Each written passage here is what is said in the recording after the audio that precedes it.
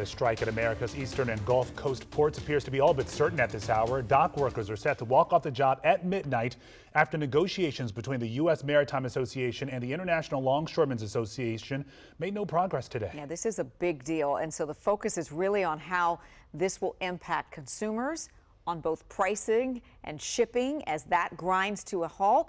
Our Scott Broom is in Baltimore, where workers still recovering from the Key Bridge disaster are preparing for the port to once again grind to a halt.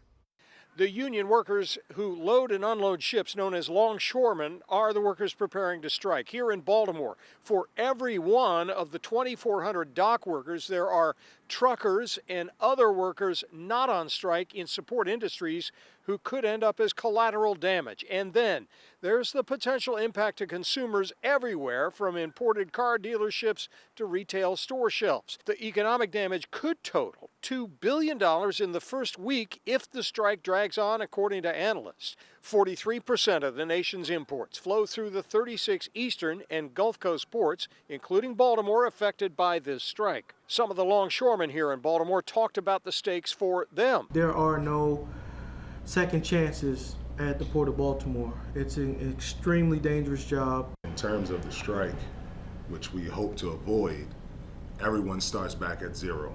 At stake for consumers, the potential for higher prices and shortages, though the effects are not expected to be immediate, according to Peter Goodman, the global economics correspondent for the New York Times. I mean, if this lasts a day or two, it won't be that big a deal. I mean, shippers have seen this coming for months, and so a lot of cargo has been diverted to other places, especially to the West Coast ports. There are some backup plans, but they don't look very good if this goes on for more than a few days. Top commodities that could be affected more quickly than others include perishable bananas, which come in Wilmington, Delaware, and cars and machinery that land here in Baltimore. Analysts say warehouses of consumer goods are largely already stocked up for the upcoming holiday season, but stakes for a prolonged strike are high. Stopping the supply chain is one thing, but getting the supply chain moving again is even more difficult.